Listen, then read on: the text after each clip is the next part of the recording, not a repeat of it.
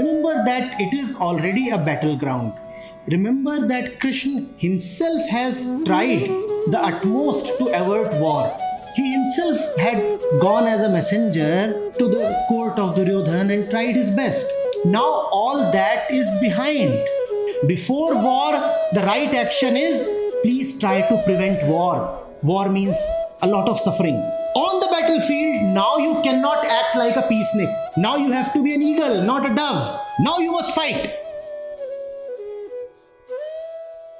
Solitude has soft, silky hands, but with strong fingers it grasps the heart and makes it ache with sorrow. Solitude is the ally of sorrow as well as companion of spiritual exaltation. Khalil Gibran. Solitude has soft, silky hands, but with strong fingers it grasps the heart and makes it ache with sorrow.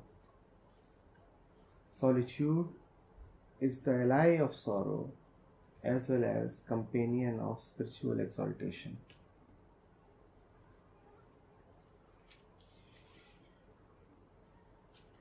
So, what Sushmita is asking is, how is solitude related to sorrow? First thing. Second, she's saying that she understands that solitude is related to aloneness. Solitude here stands obviously not for aloneness, but for the craving of the mind to reach aloneness. In the sense that Khalil Gibran is talking about solitude here, solitude represents loneliness.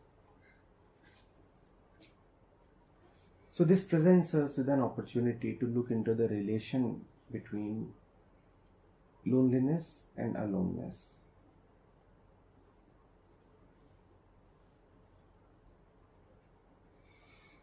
What is loneliness?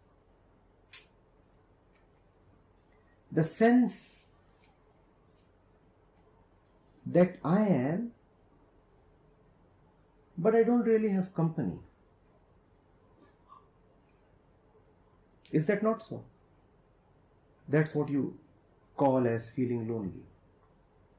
I am, and there are others, but they are somehow not available to me. That's what you call as a sense of loneliness.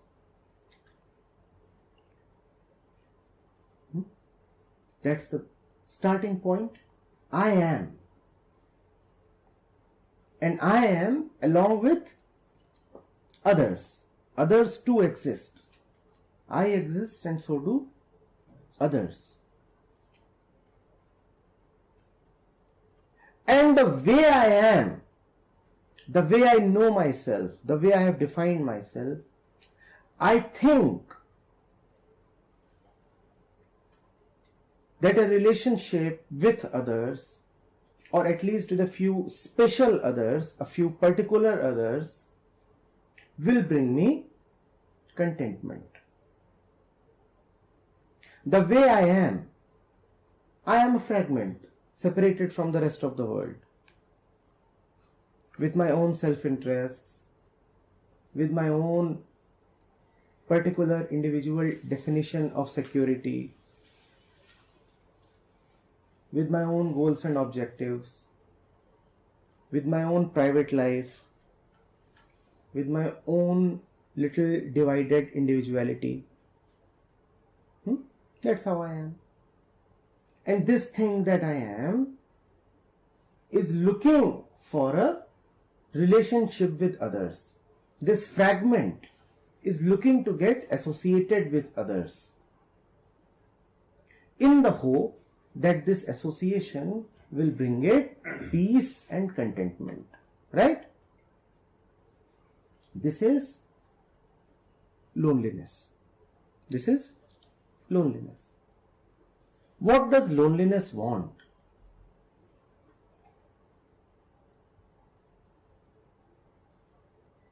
Let's see. Loneliness gets associated with one, and then with another, and then with another.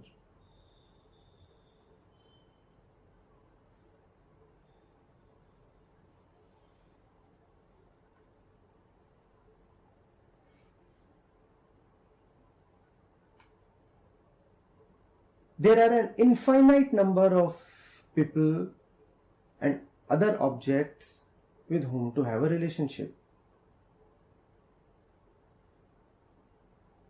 There are so many doors that can be knocked at. And it keeps knocking at one door after the other. Maybe the college degree would give me that particular peace if I can associate it with my name. Maybe being with friends would give me that. Maybe what I lack is financial security. So maybe the next million or billion would give me that.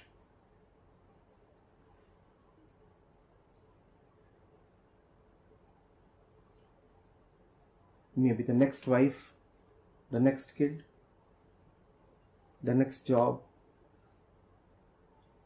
sometimes even the next life. Right? And all it gets is disappointment. Loneliness, going by its habits, its ways, ends up getting disappointed again and again. But because there are an infinite number of objects, hence what always remains is at least a mathematical probability that something else might satisfy me. Are you getting it? The options are never exhausted. Your life may get exhausted, but options are never exhausted. Alright, I was deceived 48 times. But there are so many more out there. Let me try a little more. Alright, last 10 jobs gave me nothing but frustration. But you know, the job portals and the classifieds,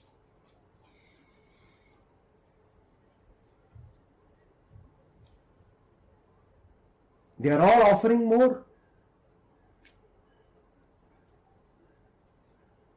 A new job, a new relationship. And we have been taught that one must live on hope. So even if the last 10 jobs got me nowhere, yet I think that the 11th one might just do the trick. The possibilities are infinite. And one must live by hope. Hope is such a grand virtue.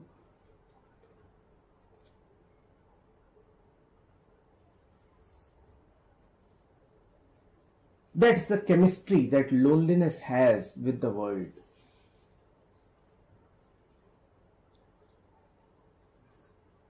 Searching for aloneness, all that a lonely mind gets is even more loneliness.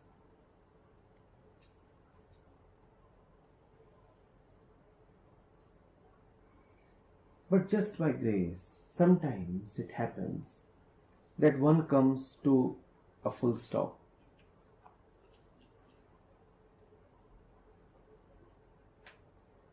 One comes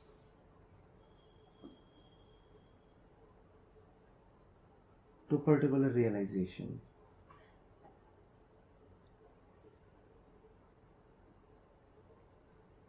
That realization says,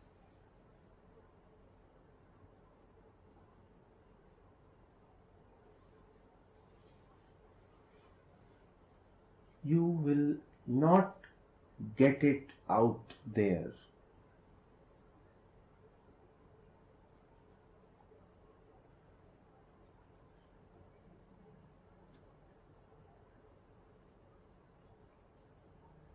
You will not get it out there.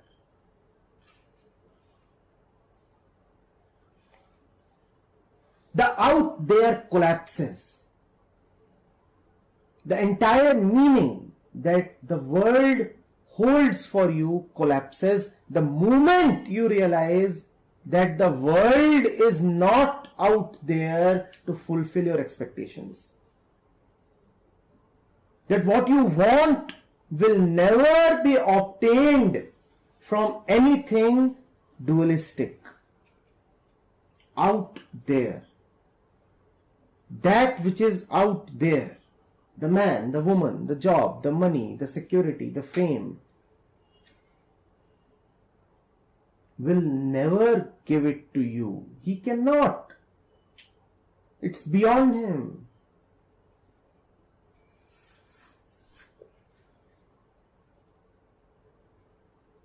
So one does come to this point sometimes, rarely, very rarely. You will not get it out there. Now the world is gone. Remember, the world does not exist merely as an objective entity. The world has no factualness or actuality of its own. The world is given a meaning by you, the subject. And who are you, the subject? Who expects something from the world. The moment you are not expecting it from the world, you are no more the same, and the world too is no more the same. I am saying the world collapses. And so do you. You too collapse. You collapse as the unit that you have been. You are no more the same unit.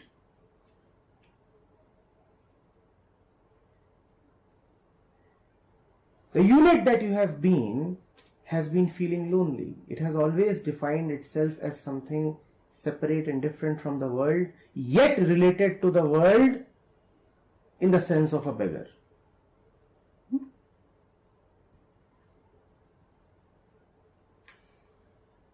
These definitions collapse.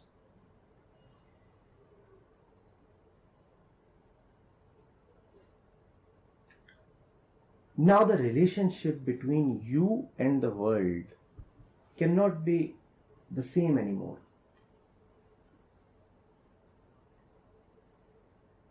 You cannot look at yourself as a fragment which will be fulfilled by the world.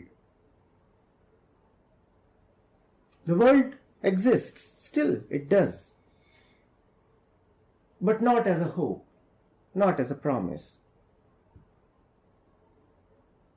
It is just there, not something to be taken very seriously, not something that would give you an existential contentment, not something that would supply you with beingness, not something that can answer the question, who am I for you? It is just there. That wall is just there. Nothing more than that. That wall does not define me. That money is just there. Just there.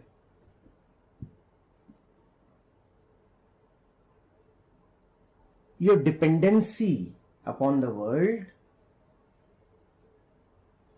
is lost. We said you do not exist in the same way as you used to, and the world also does not exist in the way it used to. The very relationship between you and the world changes. You do not look at the world as a beggar. When you are not looking at the world as a beggar, you are all right with yourself. This sense of being all right with yourself is called aloneness.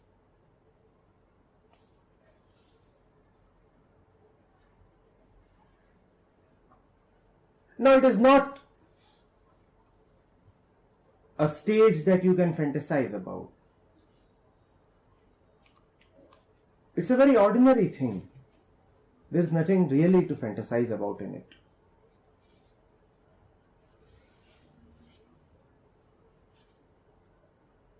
Kindly don't impose your ideas on this state of aloneness. You live like any other ordinary human being. Desires are there, yes. Hopes are there, yes. But you are able to see that you are the one who is superimposing his hopes upon the world. You are able to see, or rather witness, that the ego is projecting a particular world which helps maintain the ego's sense of deficiency. So you see that whatever is happening is all happening with the center within you. You alone are responsible. This is aloneness. Are you getting? If I am afraid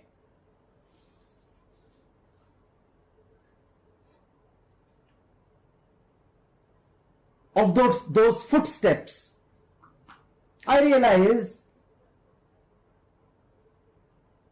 they are my own footsteps. This is aloneness. I alone am responsible, and then I alone am. But you cannot say I alone am till you have said that I alone am the world. And what do you mean by the world? Obviously there is nothing called as the world. It's always my world, right? There are as many worlds here as are people. So I alone am the creator of my world. These footsteps that so terrify me are mine. I alone am.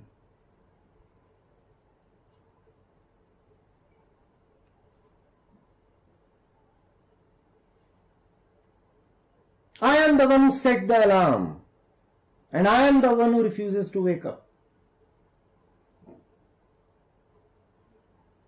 I am the one who painted that painting, and I am the one who is terrified by looking at that painting.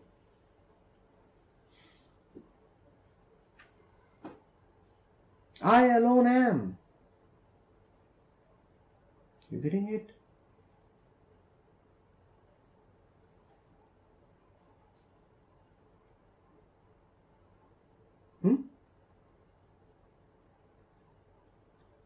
So that's what aloneness implies. One,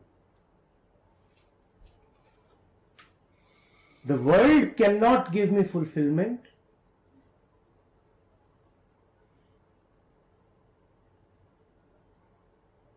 In my days of loneliness, I tried enough of that, and I have come to realize that the world cannot give me fulfillment.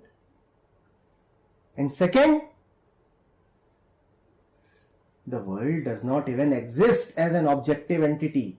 I alone am. This is the movement from loneliness to aloneness. Do not think of these two, loneliness and aloneness, as opposites of each other. They are not opposites of each other. In fact, aloneness is the pinnacle towards which loneliness is always trying to move. There are different dimensions. Loneliness is dualistic, me and the world, and aloneness is non-dual. Often we make this mistake of taking these two as opposites. They are not opposites. If something is the opposite of other, it has to be in the same dualistic dimension. Aloneness is not dualistic, neither is it in the same dimension. You getting it?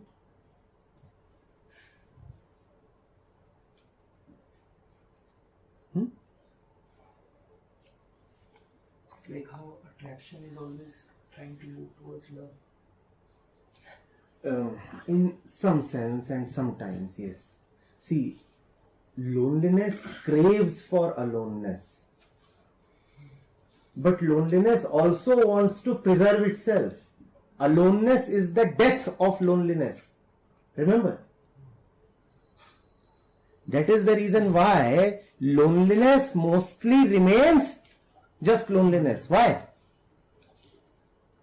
Because it craves for aloneness, but aloneness would mean its death. So that is also the relationship between attraction and love. All attraction craves for love, but the moment love comes, attraction would be finished. So attraction would also have a stake in just remaining attraction. It won't want to move beyond the level of attraction.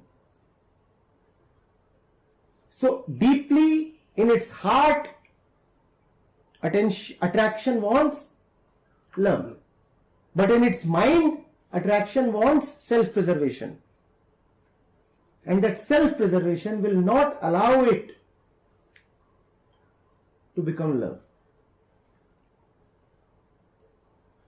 Getting it? This reminds me of two things I heard in the last few days. Osho said, you said every word is gibberish. Every word is an attempt to just shut up. And in an audio, Osho said, Vigyan, science is the search for truth. It will ensure that the search does not ever end. Because if it ends, science is gone. Search is bigger than the truth. It is a search for truth in which the search is more important. Yes, right. Not the truth, but the search. Yes. That's a great danger. When you say, I am searching for something, the search can become bigger than the something. So you can continue to just search.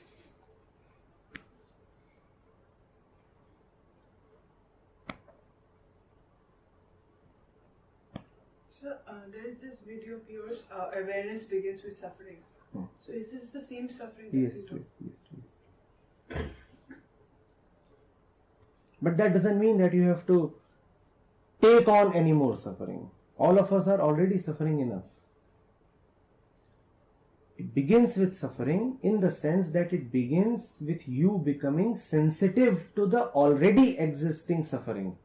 Not that you have to go out and suffer a little more.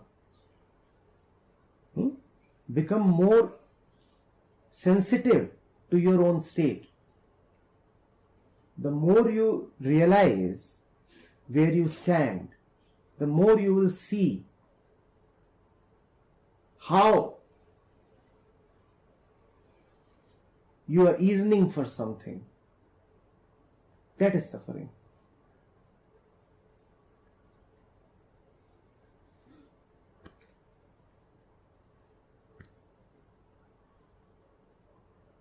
Anything on this?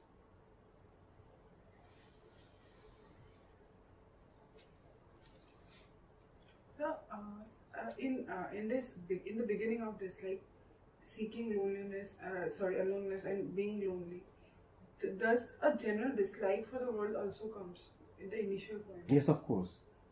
I mean, you know that somebody out there holds the capacity to fulfill you, and you also know that he is not giving that fulfillment to you. That's why lovers hate each other so much. You are the only one who can give it to me.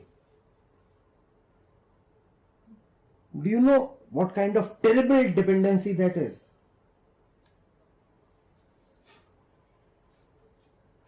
You can give it to me, yet you are not giving it to me. Do you understand what kind of explosive hatred it is? Of course, he cannot give it to you. He doesn't have it. Your expectation is misplaced. But what do you feel?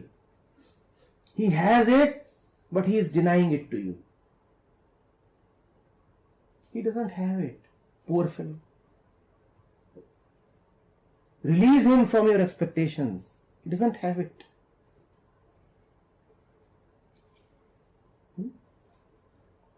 That is why a woman or a man would seek for the presence of the beloved. Please come in, please Yes, come of in, course, please yes, come yes. in. And when he comes, then it's So always an anticlimax. Is it not? You are waiting so much for that particular date. And it always leaves you disappointed. Or you may pretend, of course, otherwise in front of your Facebook friends. That's another matter. You can put a couple of nice pics. And you can even try to convince yourself that it was quite nice. It is actually never nice. It is always about the two of you turning your backs to each other. And just snoring it away. Is it not? After the climax comes that ugly anticlimax. The man is looking towards the left. The woman is looking towards the right. The man is snoring. The woman too is about to fall asleep. What happened to that intimacy? And after a couple of hours, why do you want it again? Surely a lot was still left to be desired, right? Surely a lot was still left to be desired. So, can a person who is alone be in a relationship with anybody? Only he can be in a real relationship. What kind of relationship does one have in loneliness? A relationship of dependency, a relationship of expectations that are never going to be fulfilled. Relationship of craving, begging,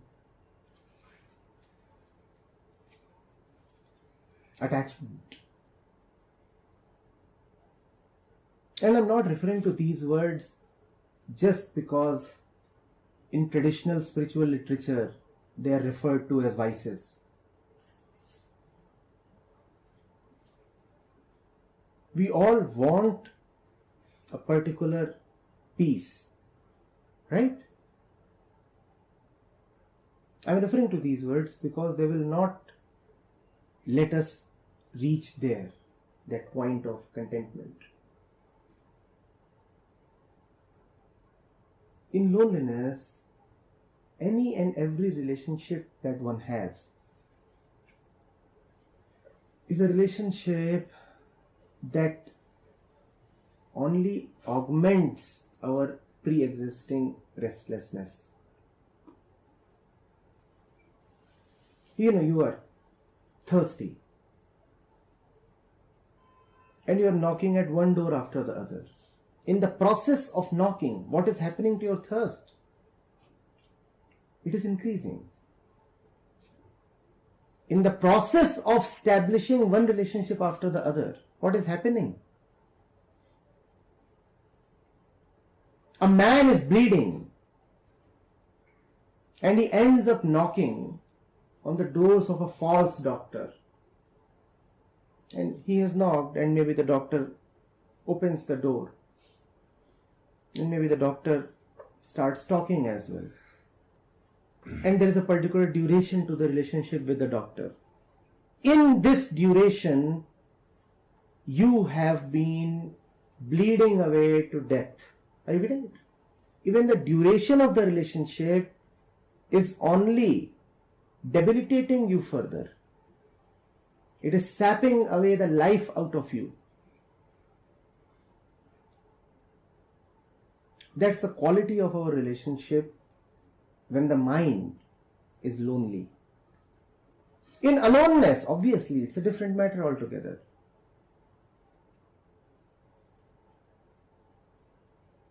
There is no need for me to relate to you. You can't give anything to me. There is no purpose. There is no agenda. Why have I come to you? Stupid question. Why do you want to meet me? Are you an idiot? Why do you come home every evening? I might just not tomorrow. I am here today evening. That's all. Let's enjoy. Is there a reason coming from the past? No. I'm just here. Reasonlessly. Is there a guarantee of the future that you will come home tomorrow as well? Not really. Darling, I don't want to give false promises. No guarantee. I might not come here tomorrow. But for sure, I am fully here Right. today. Can we want to make the best out of it?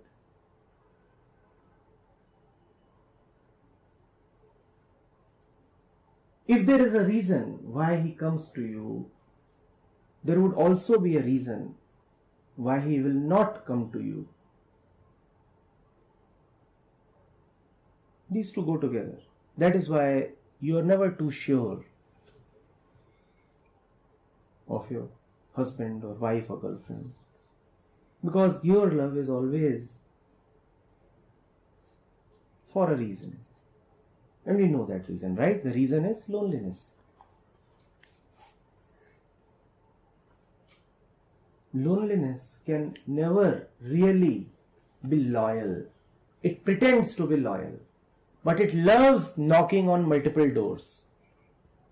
Just as your eyes love to slide on one face after the other, don't they? Don't just take that to be a normal male habit. When you go to the marketplace, even with your wife beside you, and you find that your eyes are looking at one face after the other. Wives obviously don't like this behavior, but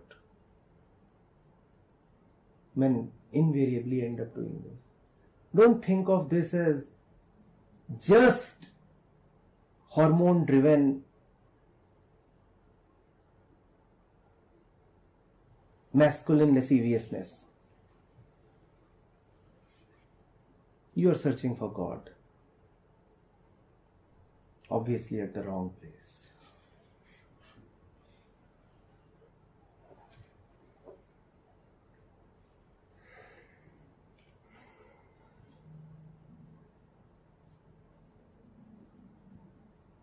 Right?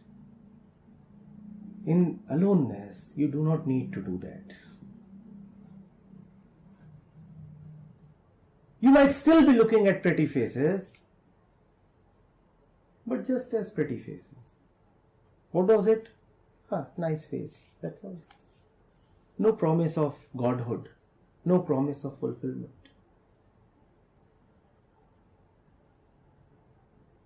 And when you don't want fulfillment, then even your definition of what is pretty and what is not changes.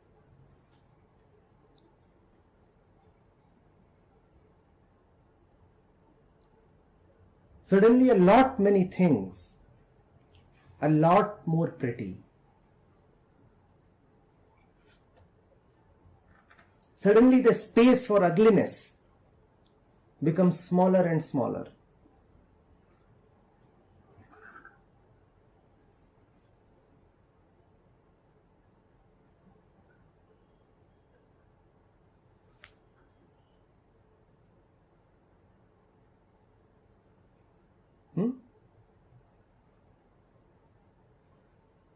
It's a very strange relationship that you have in aloneness.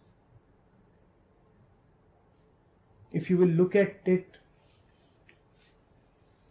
with normal worldly eyes, you might not call it a relationship at all.